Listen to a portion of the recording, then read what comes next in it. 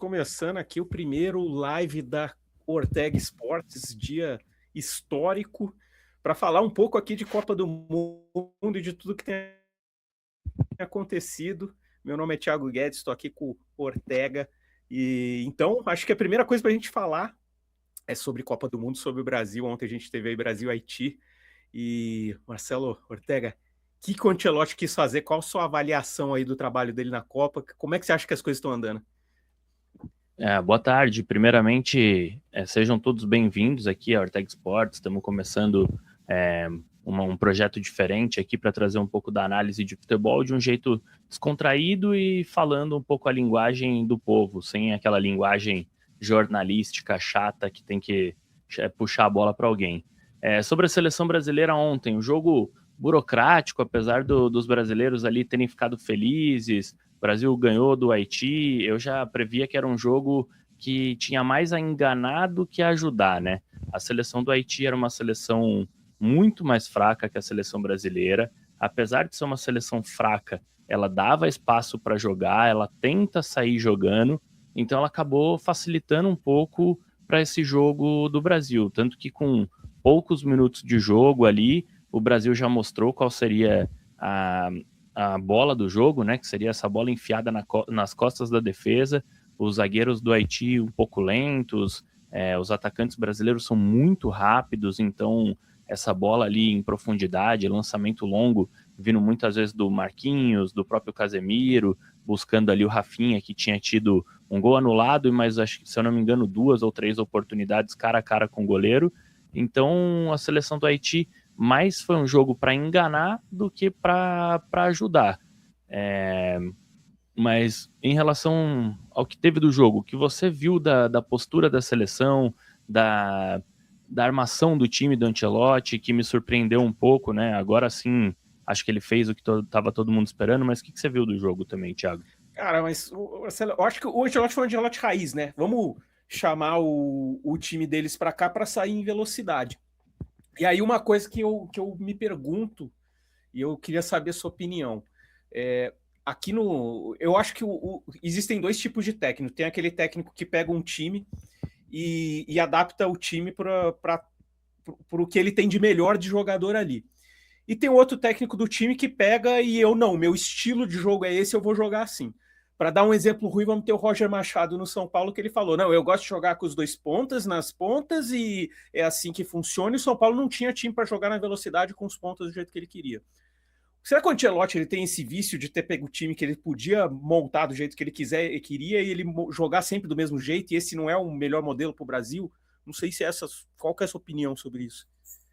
Em relação a ontem, assim, eu vi bastante do Ancelotti de Real Madrid, principalmente, né? Acho que bastante até por já conhecer alguns jogadores como Casemiro, que tem um passe longo muito bom, o Vini, que quando pega a bola de frente, ele é muito mais perigoso do que aquela espetada do Vini na lateral para dominar de costas, porque se a gente for ver bem, a característica do Vini, apesar de ser um jogador bastante habilidoso, nunca foi 1 contra 1 ali, nunca foi partir para cima com a bola dominada, tentar um drible diferente do que sempre foi o Neymar, por exemplo. O Vini sempre foi um jogador de muita explosão, né? Um jogador muito rápido e que, colocado para correr nas costas dos defensores, sempre causou muito problema, né? Então, eu acho que o Ancelotti ontem conseguiu fazer um pouco do que ele gosta de jogar, até como torcedor aqui, não como análise de jogo. Ontem, em alguns momentos, você chega a ficar um pouco irritado, um pouco preocupado do Brasil marcando atrás da linha da bola contra uma seleção bem fraca, que é a do Haiti, mas acho que isso é um pouco do que é o Ancelotti, do que ele falou antes da Copa, que o Ancelotti falou, Copa do Mundo ou campeonatos de mata-mata, né, não são ganhos pelos times que fazem mais gols, são ganhos pelos times que sofrem menos gols, né? Ele deixou isso bem claro. No Real Madrid sempre foi assim. Jogava um campeonato espanhol que era teoricamente fácil para o Real Madrid e Barcelona, só confronto direto entre os dois ali, talvez um Atlético de Madrid, desculpa, e ele sofria às vezes nesses pontos corridos, porque quando pega um time que joga mais atrás, que joga mais postado, ele sempre teve um pouco de dificuldade, Mas quando joga contra times que atacam ele, no caso de Champions League e agora de Copa do Mundo, talvez numa próxima fase, é um estilo de jogo que o Brasil, ou que os times do Ancelotti têm mais facilidade, né? Jogar nesse contra-ataque, esperando o jogo acontecer para ele, né?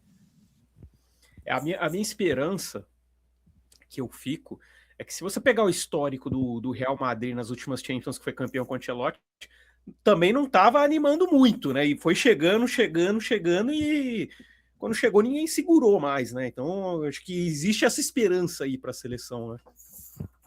Inclusive, eu estava assistindo agora o jogo da Holanda e da Suécia. É um estilo de jogo que hoje em dia no futebol mundial é o que está predominando, assim, né? Você vê o Liverpool jogando assim, você vê algumas seleções grandes jogando assim, que o futebol hoje, como está muito físico, o embate 1 para 1 não existe mais, né? Porque você sempre tem uma dobra de marcação, você sempre tem um espaço curto para tentar trabalhar, e você não tem mais aquele jogador que desequilibra, que arrasta 3, 4 num drible ou numa jogada diferente dos demais. Então você precisa de um futebol rápido e não de um jogador rápido. Você precisa ali de 2, 3 passes para acabar colocando o time na cara do gol. Esse Holanda e Suécia foi um jogão, e em vários momentos a Suécia aqui, o jogo acabou 4-1, e em 5-1, desculpa. Em vários momentos a Suécia teve a bola, a Suécia propôs jogo, até perdeu grandes oportunidades, mas toda vez que a Holanda pegava a bola era letal, assim, lançamento, pivô do centroavante, bola no lateral, cruzamento, gol da Holanda. Acho que dos 5 gols, uns 3 pelo menos foram assim, e é assim que eu vejo o Brasil jogando nas próximas fases. Ancelotti vai jogar recuado, marcando atrás da linha da bola, fazendo uma pressão ali nos volantes e não nos zagueiros, e tentando esse lançamento nas costas da defesa, porque o Vini provavelmente vai ganhar de todos os defensores na corrida. É difícil você pensar um defensor que bate com ele na corrida. Agora a gente perdeu um cara rápido que é o Rafinha, né? E aí foi interessante que ele botou, né, o Ryan, que era pouco esperado. O que isso abre de possibilidades pra gente, né? A gente perdeu um cara rápido, mas também a gente tem outras possibilidades aí. Como você acha que vai ser isso? Eu acho que assim, o Rafinha era um jogador que muito importante pro Barcelona, mas que na seleção ele nunca entregou o que esperavam dele.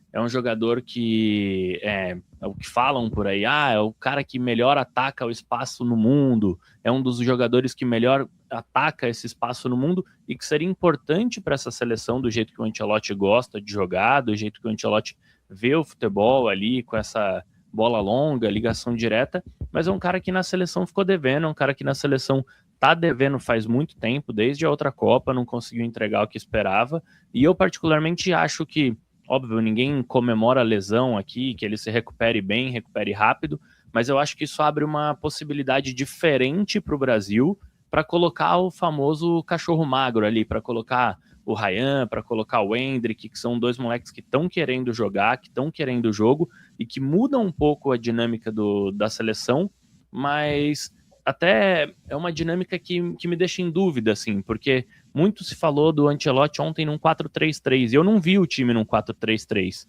porque eu vi o Rafinha e o Vini muitas vezes fechando bastante para jogar e dando espaço para o Paquetá abrir de um lado, para o Bruno abrir do outro, e é o que eu acredito que não é o melhor jeito de se jogar. Mas se vai jogar fechando um pouco, trazendo esses 2 atacantes um pouco mais para o meio, eu acredito que um Ryan e um Endrick sejam melhores do que o Rafinha nessa função.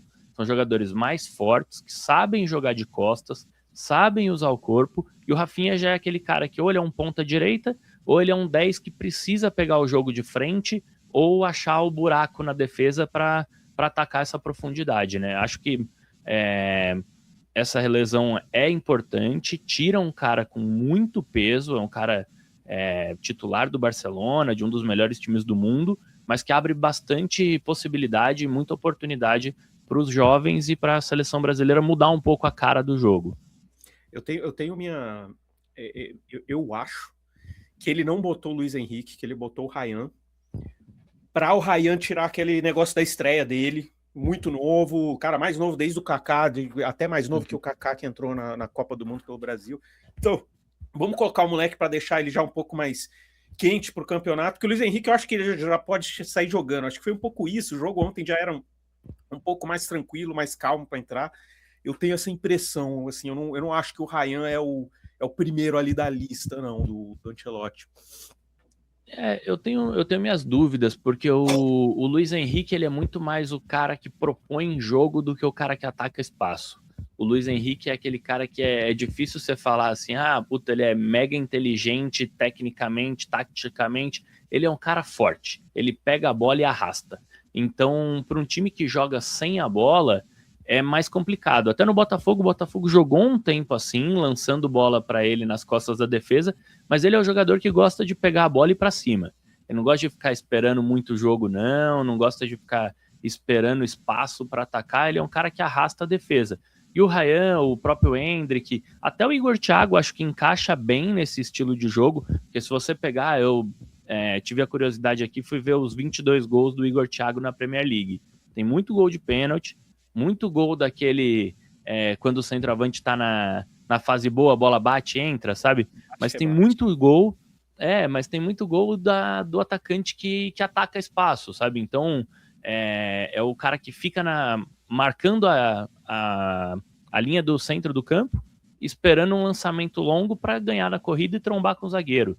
Não é aquele centroavante mais clássico que a gente está acostumado, que faz o pivô, gira a bola, segura a bola lá na frente. Não, é o famoso ponta de lança mesmo, o cara que ataca espaço e precisa de um toque para finalizar. Então, acho que até para ele acaba saindo bem essa mudança de estilo do Ancelotti. A gente vai vendo que o Ancelotti vai deixando muito claro o que a gente já espera dele, né? Compartilha pra gente aqui a tela, o Ortega. Eu acho legal que a gente vai agora para o nosso quadro Olha Só o que ele fez, onde a gente vai fazer um react aqui das coisas que a gente tem visto um pouco na internet. Estamos no mesmo assunto ainda, que é a saída do Rafinha e quem entra, né? E a primeira foi, cadê o Endrick, né? Então, e tem aqui o Bruno Grossi postou, achei interessante, a torcida aplaudiu mais a entrada do Endrick do que a saída do Cunha, que fez 2 gols, jogou bem, não só a finalização, ele se posicionou bem, ele conseguiu dar uma dinâmica de jogo, acertar passes, foi rápido, ele estava leve, assim, ele não estava sentindo o jogo e foi um dos melhores do Brasil. Tá meio pesado o negócio do Endrick, né? O que será que existe com o Endrick, Ortega? Acho que assim, antes até de falar do Endrick, que é o assunto do momento, você tocou num ponto muito bom, que é o Matheus Cunha, né? Matheus Cunha é um dos principais jogadores desse ciclo da seleção, né? Ele é um dos jogadores mais inteligentes do ponto de vista tático ali de todos os técnicos que passaram, né? Então, se você percebe, ele é o cara que busca jogo, ele é o cara que sai da marcação, ele é o cara que, apesar de ninguém saber ainda se ele vai jogar como um 10 ou como um centroavante, ele transita bem nas duas funções, então ele sai e arma o jogo, mas ele aparece dentro da área, tanto que o primeiro gol ontem que ele fez ali, que eu particularmente até achei uma falta, mas ele estava na posição do 9, estava onde tem que estar para pôr para dentro essa bola. É um jogador muito importante e muito inteligente, assim, é o cara que dita um pouco desse ritmo no ataque do Brasil. Tem sido bom de ver o Matheus Cunha jogar. Para quem não lembrava, o Matheus Cunha na seleção brasileira ele tinha tido um péssimo ciclo olímpico, que ele começa a Olimpíada jogando como titular e era o cara que estava ali para perder gols, porque ele tinha 10 oportunidades por jogo e desperdiçava 11 se bobear, assim, era um negócio inacreditável. Mas já tem experiência, né? Exato. O cara rodado aí, isso já Exato. Ele tá realmente mais leve que os outros na Copa. A chegada dele na Premier League ajudou bastante, assim, mudou um pouco do jeitão dele jogar, parou de ser aquele centroavante ou aquele cara que joga mais perto da área e virou um jogador um pouco mais completo. Então, o Matheus Cunha é um dos destaques positivos desse jogo. Se dá para tirar algum, né? Como a gente falou, um jogo um pouco fraco para a gente analisar, mas o Matheus Cunha é um destaque para a gente trazer para cá. Aí agora, falando um pouco de Endrick, né, que foi a sua pergunta, eu estava até vendo umas análises e comentei até com você ontem, que estava assistindo o jogo aqui, que o Endrick é um pouco daquele síndrome de Juliette, né, que é o cara excluído, é o cara que é o coitadinho e tudo mais, e grande parte da torcida pede o Endrick sem nem saber por que tá pedindo o Endrick. Só porque, ai, tadinho, ele quer jogar, ai, tadinho, ele tá triste. Pô, eu acho que isso não é razão Vou até botar suficiente um para ele vídeo aqui jogar. enquanto você fala. Acho que isso sozinho não é motivo para ele jogar. Acho que é inegável, esse vídeo é muito bom, inclusive, é inegável o quão bom ele é de bola, é inegável o quanto ele no campo tá pedindo passagem, mas eu acho bom a gente destacar, a gente lembrar que o Endrick tem 19 anos, em todos os lugares que ele passou, ele teve que encarar esse tempo, né, essa freada na expectativa. No Palmeiras, o Abel segurou ele, no Real Madrid, o Real Madrid segurou ele, e com técnicos diferentes, né? No próprio Lyon, ele foi cobrado publicamente pelo técnico, mesmo sendo um dos melhores jogadores do time. Então, tem alguma coisa que a gente não sabe, tem alguma coisa que tá faltando, né? Até no Palmeiras, o cara demorou quase 2 anos. Tudo bem, tinha 16 anos tal, mas eu chego a lembrar da época da mídia falar: acho que esse garoto tem que voltar para o sub-20, acho que ele não está pronto para o profissional como esperavam. Então, é um moleque, tem 19 anos, tem muita lenha para queimar, é muito bom de bola, fora o tanto que é iluminado, né? Parece que tudo que ele faz acaba dando certo, mas ontem me decepcionou um pouco, para ser sincero. Ontem ele entrou, o Brasil já tinha tirado um pouco o pé, já estava mais tranquilo ali, algo que eu acho errado, inclusive, acho que o Brasil tinha que ter ido para liquidar mesmo, para não correr risco de saldo de gols contra uma disputa de Marrocos e tudo mais, e acabou que não conseguiu matar esse jogo como queria, e o Endrick é um cara que precisava mostrar ali e correu menos do que alguém que eu esperava que queria mostrar porque precisa jogar. Exatamente. Eu acho que eu também tenho essa opinião. O Endrick, ele tem uma estrela fantástica, mas às vezes a gente não tá conseguindo ver o que tá acontecendo no treino, e quando ele entrou no jogo ontem mais pegado ali, realmente ele e o Ryan foram normais. Então, às vezes a gente fala, pô, é porque não tá colocando esses caras que não estão, e a gente tem que confiar aí na questão do Ancelotti. Eu acho que tem uma coisa que a gente tem que levar muito em conta, que é a parte emocional do Brasil.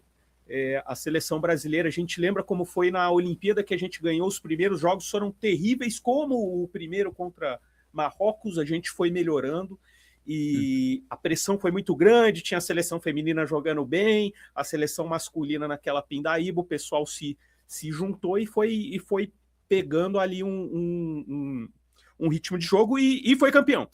Quando foi campeão, eu lembro o Neymar batendo o último pênalti fazendo campeão, foi mais um alívio e um choro de alívio do que felicidade de ser campeão. E aí eu venho para um assunto que é o próximo que a gente entra aqui, que é essa opinião do Tim Vickery, né? Que ele não é brasileiro, e ele fala, cara, como a obsessão do título da Copa transforma tudo num fardo, assim. O pessoal não consegue jogar normal, não consegue. Se o foco é somente o título, não se pode curtir o suficiente a viagem, aí não está aproveitando o suficiente a Copa. Então, acho que o Brasil tem esse negócio, acho que emocional também. Quem é gringo vê mais. E se a gente lembrar da Olimpíada, foi isso mesmo. O Brasil ganha e não. Sabe, os caras ali estão estafados. O Neymar caía no choro ali de porra. É muita pressão para esses caras. Será que isso não está realmente impactando os caras? Vão ter que acostumar com essa pressão de algum jeito. Mas eu acho que a pressão Eu tenho aqui uma aspas forte, né, sobre isso, que para mim o brasileiro no geral, então isso cai bastante sobre os jogadores, mas o brasileiro no geral, ele não gosta de futebol. O brasileiro, ele gosta de ganhar. Então, muitas vezes o futebol vira secundário. Você pode acabar criticando e tudo mais, mas se a gente jogar fechadinho, ganhar todo o jogo por 1-0, aquele jogo horroroso, que é feio, de quem gosta de futebol achar horrível, tá ótimo. Ah, ganhou. Ah, mas é o Haiti fraco, tá ótimo. Ah, ganhou, tá ótimo. Então o brasileiro gosta de ganhar.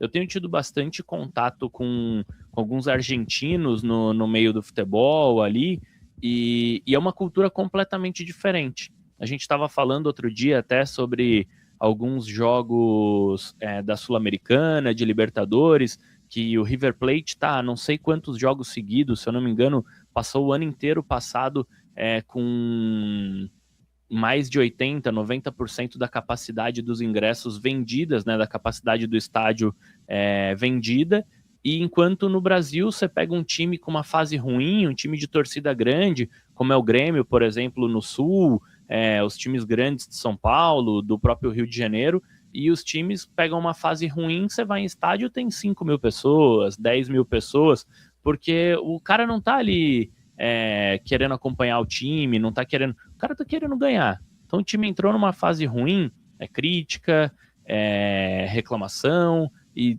falta um pouco desse apoio. E na seleção brasileira é a mesma coisa, assim.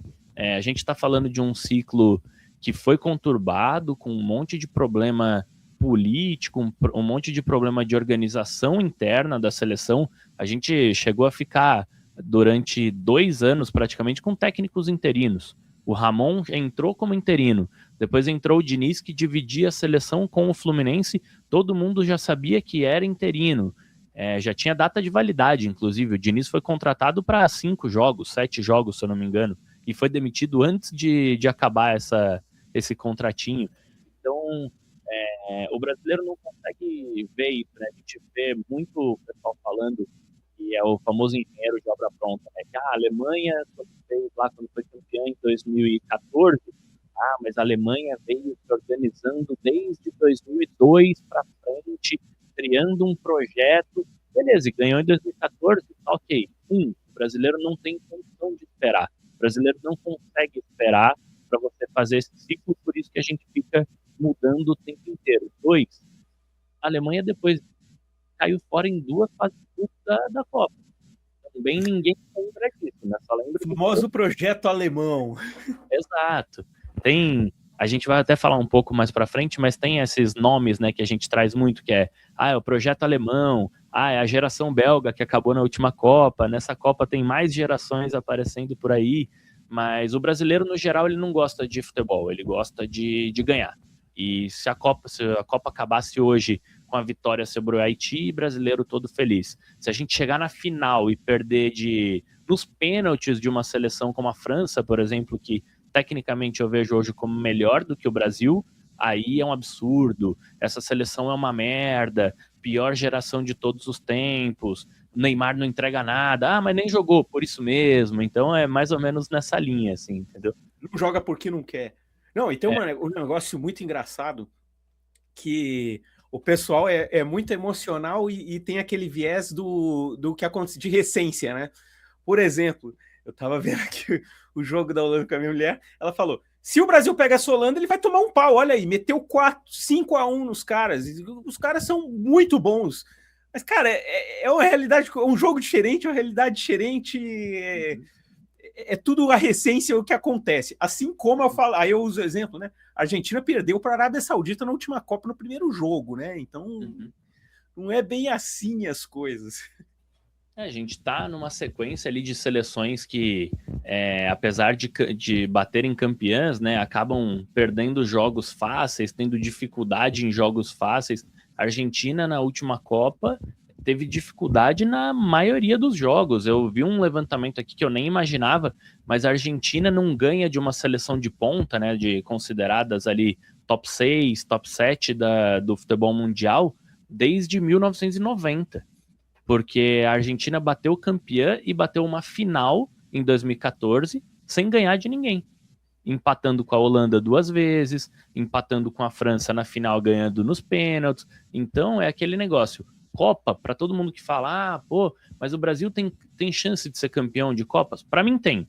Para mim a tabela, né, o ranking de seleções ali, para mim separa no máximo em 3 prateleiras de times que podem ser campeões, né? Eu colocaria talvez a Espanha e a França como os melhores elencos, né? O futebol da Espanha foi bem, bem pobre no primeiro jogo, mas são os melhores elencos ali com mais qualidade técnica. Depois você tem um Portugal, Inglaterra, e aí por último, na terceira prateleira ali, você já vê muita gente, tem Brasil, tem Inglaterra, a própria Holanda tá com uma seleção forte, sempre tem algum time africano que costuma surpreender, então Copa, né? Mata-mata, você joga fechadinho. Eu brinco, são 8 jogos nessa Copa, né? Se você tiver uma vitória e 7 empates, você pode ser campeão. Então, acho que tem muita crítica que não é cabida em cima da seleção só por conta de resultado. Tem coisa que tem para melhorar, mas acho que a gente tem chance de chegar lá sim. Eu também sou bem sempre otimista e eu vejo isso. E aí a gente vem aqui para o olho que ele fez, né, sobre o Arda Güler aqui querendo pedir desculpas, sentindo vergonha do que fez. A nova geração turca famosa, o Arda Güler ontem se via jogando, tem bola pra caramba, tem qualidade, um controle de bola fantástico, joga bonito. Você sabe mais ainda do elenco da Turquia que eu, era para ser uma das grandes revelações da Copa aí, era esperado, e perdeu 2 jogos, né? Então, Copa é outra coisa também, né? Então você pode pegar um time muito bom, para Portugal aí empatou também, né? Então a gente vê que tudo pode acontecer, né? O que você acha aí da Turquia? Como é que você viu essa seleção da Turquia, no sorteio dos grupos, o técnico chegou a comemorar, achar, pô, é um grupo bem acessível, e eu concordo com ele. Era um grupo bem acessível, era um grupo que dava para se classificar com tranquilidade, e acho que a Turquia deu muito mole, principalmente no jogo de ontem, assim, é um pouco da culpa do futebol posicional que a gente vê hoje em dia, né, que todo mundo resolveu imitar o Guardiola, que eu brinco às vezes que o Guardiola acabou com o futebol mundial, porque ele criou um futebol posicional que no fim só ele sabe fazer direito, né? O resto tenta copiar, porque ele é o Guardiola, ele é o melhor do mundo, mas ninguém consegue fazer igual e acaba engessando um pouco o futebol dos times, né? Ontem eu assisti esse jogo da Turquia contra o Paraguai e foi um negócio, assim, inacreditável. A Turquia perdeu uma oportunidade de ganhar e ganhar bem ali do Paraguai. Paraguai que vem marcando bem nas eliminatórias ali da América. Contra o Brasil, jogou muito bem nesse estilo de defesa por uma bola. Contra a própria Argentina, marcando atrás muito forte. Então, só que a Turquia deu mole, assim, teve um jogador a mais durante, sei lá, um tempo e meio e rodou bola. O centroavante deles bem ruim, bem grosso de bola, perdeu muita chance. Primeira expulsão por alguém não mostrar o que tá falando no futebol. Regra polêmica, né? A gente não sabe nem o que aconteceu, se a regra é só o fato de ter colocado a mão na boca ali já é passível de expulsão, ou se o jogador foi malandro e falou que foi chamado de alguma coisa só para testar essa regra nova, né? Mas essa seleção, essa geração turca que tem jogadores bons ali, você tem o Yıldız que jogou muito mal ontem, em minha opinião, de que ele mais atrapalhou do que ajudou, muito rápido, habilidoso, mas acabava o tempo inteiro se enrolando com a bola. O centroavante que na transmissão você via bastante ali dos comentaristas cobrando, pô, bota o centroavante. Quando entrou, descobrimos por que ele não estava jogando, né? Porque o cara bem ruim, grosso de bola, atrapalhou bastante ali no ataque da Turquia. E é isso, assim, um time que, ao invés de tentar mexer um pouco o Paraguai, né? Tentar rodar a bola de um lado para o outro, resolveu consagrar o Gustavo Gomes, que é um dos melhores rebatedores de bola que a gente tem aqui, que a gente conhece no futebol brasileiro. Então, consagrou Gustavo Gomes ontem. Que coisa linda, né? Mas foi um jogo bem divertido. Hoje a gente tem uma agenda aqui, vou até abrir aqui o bolão para falar os meus palpites para o resto da rodada. Já tivemos um ótimo jogo hoje, Holanda e Suécia. O próximo, Alemanha e Costa do Marfim, daqui a pouco. Qual o seu placar? Alemanha e Costa do Marfim é um jogo que eu particularmente fico pensativo ali em palpitar, porque a Costa do Marfim é uma seleção que eu gosto muito, já tem algum tempo que acompanho, assim, começou com a brincadeira lá em 2006, se eu não me engano, que uma marca de cerveja fez umas piadinhas com a Costa do Marfim, eu comecei a acompanhar, fui ver a história da seleção, a história do país por um todo, e resolvi virar um apoiador da Costa do Marfim aqui no Brasil. Então, é uma seleção que eu gosto muito, tem um ponta muito habilidoso que virou manchete nesses últimos dias pelo futebol e extracampo também, que é o Diomandé, que é o camisa 11 da Costa do Marfim. Então eu acho que o jogo vai ser 3-1 para a Alemanha. A Alemanha dá um espaço, conseguiu tomar um gol ali do Curaçao no primeiro jogo. O gol de empate não foi nem aquele gol da Clemência, né? O gol de misericórdia, não, foi um gol de empate, 1-1. Mas é um time muito forte, é um meio de campo de muita qualidade, então acho que é favorita. Mas se deixar o time da Costa do Marfim jogar, vai dar trabalho. Os caras são muito fortes, muito rápidos, têm habilidade, então acho que é um bom jogo pra gente. Eu coloquei Alemanha 2, Côte d'Ivoire 0. Costa do Marfim aí. E o próximo Equador e Curaçao. Esse é um jogo que eu acho que vai ser horrível, mas de todo jeito, eu fui com uma vitória larga do Equador de 3-0. O Equador contra a Costa do Marfim. O Equador contra a Costa do Marfim mostrou que sabe jogar bola, que consegue pôr a bola no chão e chegar, mas precisa fazer gol. O Ener Valencia, que o torcedor brasileiro conhece bem e tem um histórico de perder muitos gols, né? De novo contra a Costa do Marfim foi assim. Ele teve para mais de 3 oportunidades ali claras para fazer um gol e não conseguiu. É uma defesa muito sólida, mas um ataque que precisa pôr a bola na rede, né?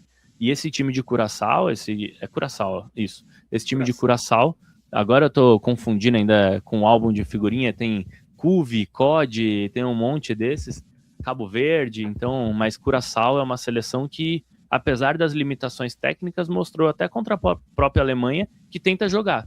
Tem os dois irmãos ali, se eu não me engano, um é o camisa 7, o outro é o camisa 10, não vou lembrar o nome deles agora, mas um é Juninho, o outro eu não lembro. Mas os dois irmãos são habilidosos, tentam jogar bola, então dão espaço. Acho que vão acabar sendo freados por essa forte defesa equatoriana e vão abrir espaço ali pro Valência tentar se tirar essa zica, né? Porque em Copa do Mundo ele costuma ir muito bem, né? Ele tinha a média de 1 gol por partida até o último jogo, em que ele teve uma média de 3 gols perdidos por tempo, né? Então acho que tem oportunidade dele se redimir aí. E o último jogo já passando para amanhã, né? Meia-noite ali, 1h. Deixa eu só confirmar aqui. 1h. Tunísia e Japão. Tunísia e Japão, hein? Eu botei 3-1 Japão. Esse daí vai ser uma incógnita, né? A Tunísia foi atropelada pela Suécia no primeiro jogo, mandou o técnico embora, um negócio raro da gente ver, tanto no modelo de gestão ali fora do Brasil, né? Vamos dizer assim, porque o mundo inteiro costuma dar um pouco mais de tempo, né? Ter um pouco mais de paciência com os técnicos, mas foi atropelada, mandou o técnico embora. O Japão é muito melhor tecnicamente, mas esse chacoalhão aí no meio de uma Copa do Mundo, ninguém sabe o que vai acontecer, mas o meu palpite é de Japão 3-0 também. Maravilha, maravilha. Bom, muitos jogos pra gente ver. Agora eu queria falar um pouco sobre as coisas que me irritam no futebol. Ortega, você que já foi jogador de base, já treinou futebol, sabe muito mais de futebol que eu. E eu, como não sou jogador, eu tenho algumas coisas que ficam me irritando, né, como torcedor. E isso é até uma coisa que eu gostava de um amigo meu que tinha um blog que ele falava sobre isso. Tem hoje essa moda de cortar meião, cara. Os caras cortam o meião, botam uma meia para ficar mais confortável ali na chuteira, ou cortam o meião para ficar mais frouxo. Cara, será que não tem nenhum fornecedor como a Nike, a Adidas, a Puma, que, pô, eles patrocinam todos os times e não conseguem fazer um meião que é confortável embaixo? Não existe isso. Por que isso acontece? Eu acho, hoje a gente tá nessa moda até do jogador querer trazer alguma coisa diferente para dentro de campo, porque, vamos ser bem sinceros, foi o que você falou, a gente tá falando aqui das maiores marcas do mundo, os maiores fornecedores esportivos do mundo, não é possível que o cara não consegue fazer um meião decente, não é possível que o cara não tenha um material ali que vá agradar, porque, vamos lá, as meias que os jogadores usam por baixo desse meião cortado, com certeza são das mesmas marcas do meião, então alguma coisa de errada tem nesse futebol, né? E a caneleirinha migué, cara? Por que a FIFA não acaba com a caneleira? Cara, eu acabaria com a caneleira. Os caras entram com um negocinho desse tamanho. Eu quando era moleque, botava uma caneleirona pra dar canelada nos outros mesmo. Os caras agora entram, aquele negócio não protege ninguém, cara. Essa daí dá pra entender, assim, tem muita gente que se irrita com a caneleira, tem muita gente que não gosta de jogar com caneleira, ela escapa do meião, cai. Desde a época que eu jogava bola, ninguém gostava de usar caneleira, ninguém queria usar, mas principalmente atacante, meio campo, que são os jogadores com mais classe ali, que querem passar tranquilinho. Zagueiro, que era o meu caso, não tá nem aí, vai pro pau, usa armadura se precisar e não tá nem aí. Agora, atacante, outro dia eu tava até comentando sobre esses gramados que tem sido molhado, né, antes das partidas, e tem ficado muito escorregadios. E a mesma coisa da caneleira são as questões das chuteiras. A chuteira boa para usar nesse gramado molhado, ela é uma chuteira de 6 travas, de 8 travas no máximo, com a trava um pouquinho maior ali, a pontinha de alumínio, e os jogadores, principalmente de ataque, não gostam de usar. Porque como ela é uma chuteira um pouco mais alta, ela prende um pouco mais, ela machuca um pouco mais o pé, então fica aquela frescurinha de não, pô, jogador da frente tem classe, tem que jogar com a chuteirinha rápida e não sei o quê, e aí acaba ficando escorregando. A caneleira é a mesma coisa.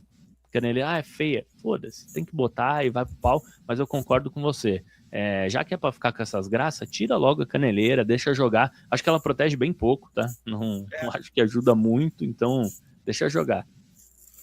E assim, outra polêmica que eu queria falar aqui pra gente fechar a nossa live, cara. Os erros de arbitragem não chamam atenção na Copa, né? Não tem aquele negócio de bolinho em cima do juiz. Não tem os próprios comentaristas falando sobre isso. E tem erros de arbitragem. A gente vê umas coisas estranhas, alguns pênaltis não marcados, outros marcados.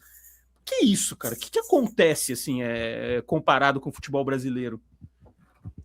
Cara, acho que tem muito do cultural mesmo, né? A gente tem visto nesses jogos o juiz como soberano, então ninguém fica questionando muito a decisão do juiz. Ontem a gente até teve um jogo um pouco mais quente, né? Que foi Paraguai e Turquia, que você tem um sul-americano que já foge um pouco mais disso, e você tem os turcos ali que são talvez do fora do Brasil os um pouco mais incisivos, né? O pessoal um pouco mais quente para cima de arbitragem. Mas a minha opinião é de que a gente tem visto arbitragens horrorosas, assim, coisas bem ruins, árbitros que estragam a partida, tem árbitro que picota muito o jogo, tem árbitro que não dá falta claríssima. Teve uma bola, acho que foi no jogo de ontem mesmo, o jogador enfiou as duas mãos nas costas do defensor para conseguir cabecear para trás, aí quando não saiu o gol que o juiz parou e deu a falta. Pô, será que ele precisa mesmo dessa muleta que é o VAR, de esperar sair o gol para confirmar uma falta claríssima que ele viu? Tem o... Ele era fraquíssimo, dava a ver que ele horroroso. Eu fui ver no jogo. Eu fui ver o árbitro de El Salvador, se eu não me engano. Eu não sei quais são os critérios para definir ali os árbitros que vão ser escalados para o quadro da FIFA, mas eu acho que o mínimo que a gente tinha que ter era, sei lá, arbitragem dos países que estão na Copa, arbitragem de países com um pouco mais de tradição de futebol, não que tradição seja tudo, mas acho que ajuda bastante, né? Tem campeonatos às vezes um pouco mais forte e acabam trazendo essa arbitragem um pouco mais preparada para a Copa, mas o árbitro de ontem era horrível, e como vários outros, tá? França e Senegal, teve um pênalti claríssimo do Mané no Mbappé, o VAR chamou e o juiz ainda olhou e falou assim, não, quem manda aqui sou eu e não vou marcar o pênalti, sabe? É jogo que muda a Copa do Mundo, é lance que troca tudo. Fase de grupo, beleza, mas esse árbitro vai apitar depois de novo, então temos que relativizar. A gente reclama muito no Brasil, né? Mas quando chega num campeonato desse tamanho e vê esse tanto de erro, você acaba relativizando um pouco, e acho que o pessoal devia estar batendo um pouco mais em cima disso.